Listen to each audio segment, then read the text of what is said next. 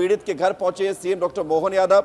अंजलि, ये जरूरी है, अगर मध्य प्रदेश के मुख्यमंत्री, मध्य प्रदेश के मुखिया आपका दुख बांटने आ रहे हैं तो ये तो उनकी संवेदनशीलता है ही, लेकिन जरूरी ये हो जाता है कि लोगों के दुख को अगर सीएम समझ रहे हैं तो लोग इस बात को लेकर संतुष्ट भी होते हैं। ठीक है, इतना बड़ा दुख हुआ, पहाड़ टूट पड़ा, अब वो चीजें वापस तो नहीं आ पाएंगी, लेकिन मैं फिर वो बात दोहराऊंगा कि न्याय मिलेगा, ये भरोसा बनता है। सुन लेते हैं कि किस तरीके की बातचीत मुख्यमंत्री करते हुए नजर आ रहे हैं पीड़ित परिवार से। कोशिश हो रही कि है, फिर ये जैकेट पहने थे तो ये ऊपर उड़ गए थे, तो वो जो टीम थी उन्होंने इनको कैसे निकाला, बस 5 घंटे फुट का गड्ढा किया था, उसमें से निकाला, मगर नीचे को संदन को निकल गया।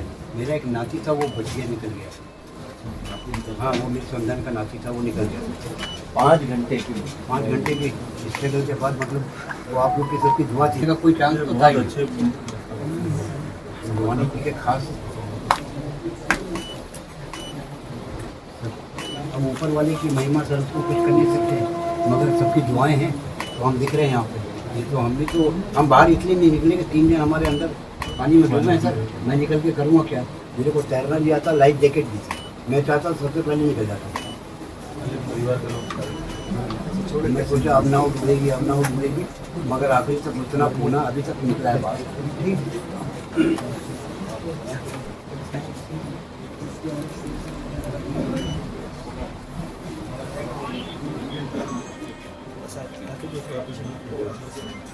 मैं हूँ इलाहाबाद का, बचपन से जबलपुर में ही। पहले मानेगांव में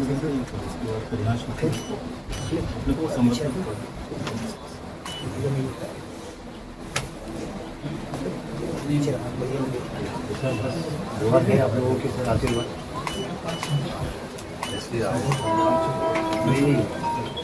बड़ी हिम्मत हो जाती है आप लोग क्या।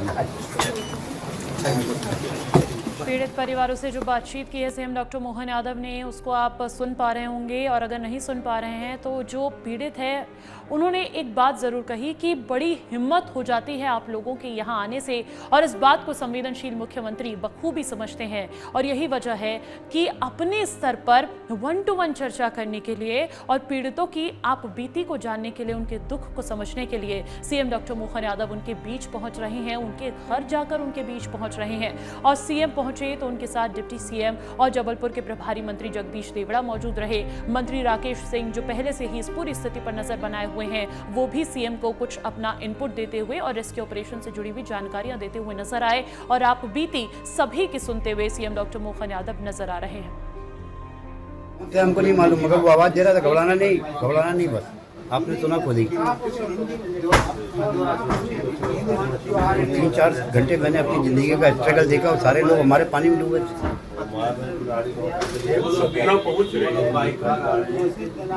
कन्हैया नाम है उसने मैं बताया था, बोला घबराना नहीं, आ गया हूँ मैं, घबराना नहीं, अभी निकाल रहा हूँ, घबराना नहीं, ऐसे ही बोलता रहा। मुट्ठी बचाओ, आप हथौड़ा चला रहा था मेरे सर के ऊपर, सब बल हथौड़ा कुल्हाड़ी। ठीक सर,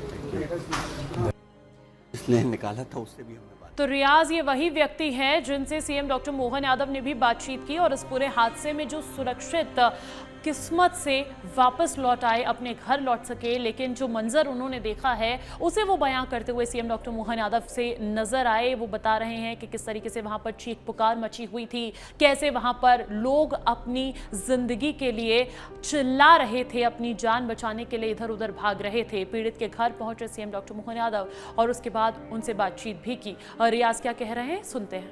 चुके थे, मैं भी डूब जाता, बस यही इंतजार था, मगर कुदरत का करिश्मा है। अभी मुख्यमंत्री जी आए आपके पास जी, क्या बोल के गए मुख्यमंत्री? बोल के सांत्वना, कोई भी जरूरत हो, क्योंकि हमारा भी बहुत पुराना संबंध है जनता पार्टी से। ईश्वर दास रोहानी जी के ज़माने से वो हमारे खास थे। मानेगांव में रहता था 30 साल पहले, 30 साल वहाँ रहा, अभी 9 साल हुए यहाँ।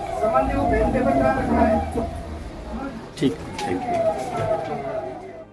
तो आप सुन रहे थे किस तरीके से सीएम डॉक्टर मोहन यादव ने मुलाकात की है, वो तस्वीर है। लेकिन इस हादसे में सुरक्षित बच जाने वाले रियाज से जब मीडिया ने एक बार फिर से बातचीत की तो उन्होंने बताया कि वो हालचाल जान रहे थे और ये आश्वासन दे रहे थे कि सरकार पूरी तरीके से उनके साथ है। देखिए, ये एक ऐसी स्थिति और एक ऐसा हादसा जिसको लेकर जो क्षति पहुंची है पीड़ितों को और अपनों को खोने वाले अपनों को, वो अपूर्णीय क्षति करार जरूर दी जा सकती है। लेकिन इसी बीच मुख्यमंत्री का यूं पीड़ितों के बीच पहुंचना, उनसे उनकी आप बीती जानना एक बेहद संवेदनशील तस्वीर भी पेश करता है। विवेक।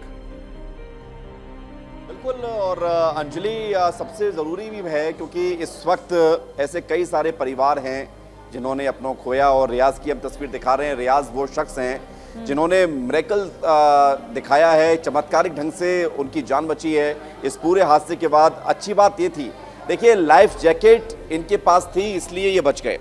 लाइफ जैकेट इनको समय रहते हमें लगता है कि शायद ये उस वक्त इन्होंने भी नहीं पहनी होगी, लेकिन जैसे ही ऐसा लगा होगा कि अब हादसा होने वाला है, क्रूज डगमगाने लगा, तो इन्होंने तुरंत लाइफ जैकेट ले ली होगी। और कैसे हादसा हुआ, क्या घटनाक्रम रहा, उन्होंने सीएम को इस बारे में जानकारी दी है। और अब हम देख रहे हैं कि वो अपनी बात रखते हुए नजर आए हैं और एक चमत्कारिक ढंग से इस पूरे बड़े हादसे में वो बचे हैं। और जब रेस्क्यू किया जा रहा था, कई लोगों को निकाला गया था, तो लगभग 3 घंटे के बाद उनको ढूंढा गया और वो लाइफ जैकेट के साथ सुरक्षित पाए गए। लेकिन हर किसी की किस्मत रियाज जैसी नहीं होती है, हर कोई सौभाग्यशाली नहीं होता है कि उसको वक्त रहते जैकेट मिल जाए, क्योंकि कई सारे छोटे बच्चे हैं। एक अंदाज़ा ये भी है अंजलि कि जो कैजुअलिटी हुई है, जो संख्या 10 से 12 तक हो सकती है, अभी जो 9 तक पहुंची है, इसमें बड़ी बात है कि जो महिलाएं थी वो अपने बच्चों को, यानी कि अपने बच्चों को बचाने के दौरान, अब उस वक्त सोचिए कि आपके पास फ्रैक्शन ऑफ सेकंड है, आपके पास 1 मिनट है, 1.5 मिनट है, उसमें आपको निर्णय लेना है कि आपको क्या करना है। एक माँ की हमेशा कोशिश ये होती है कि सबसे पहले वो अपने बच्चे को बचाए।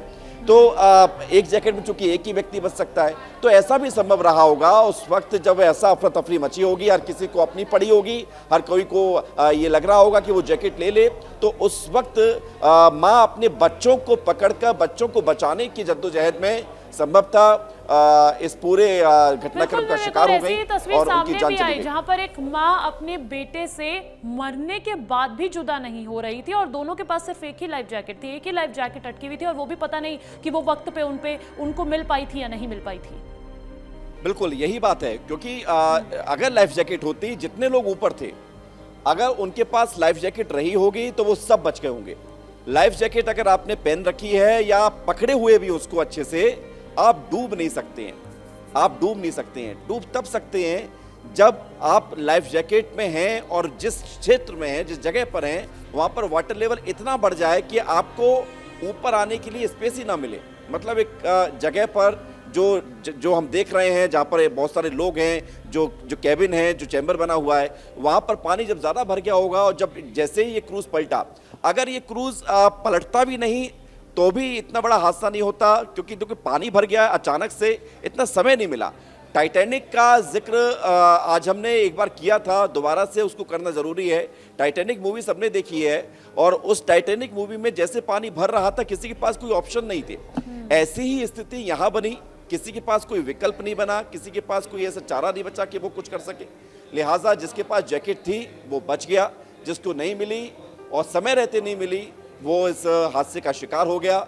और उसमें ज़्यादातर महिलाएं और बच्चे हैं, इसलिए इस पूरे हादसे में जो कैजुअलिटी है वो महिलाओं और बच्चों की ज़्यादा है, क्योंकि पुरुषों ने यहाँ पर उनके पास जैकेट रही होगी और अधिकतर ये भी माना जाता है कि तैरने में अगर संख्या की बात की जाए तो संभवतः पुरुष ज़्यादा संख्या में तैरना जानते हैं, क्योंकि उनको मौका मिलता है, महिलाएं कम इस बारे में अवेयर रहती हैं। तो ऐसी स्थिति में पुरुषों को तैरना आता होगा तो संभवतः उनमें से कई लोगों ने तैर कर अपनी जान बचाई। बिल्कुल, और पर्यटन मंत्री धर्मेंद्र लोधी ने भी बताया था कि हो सकता है क्रूज में पानी भरा हो और उसके बाद अफरा तफरी हुई हो और उसी की वजह से हादसा हुआ हो। लेकिन बड़ी बात यह है कि लाइफ जैकेट अगर पहनी होती तो इस हादसे को टाला जा सकता था। बहुत शुक्रिया विवेक, तमाम जानकारी हम तक साझा करने के लिए।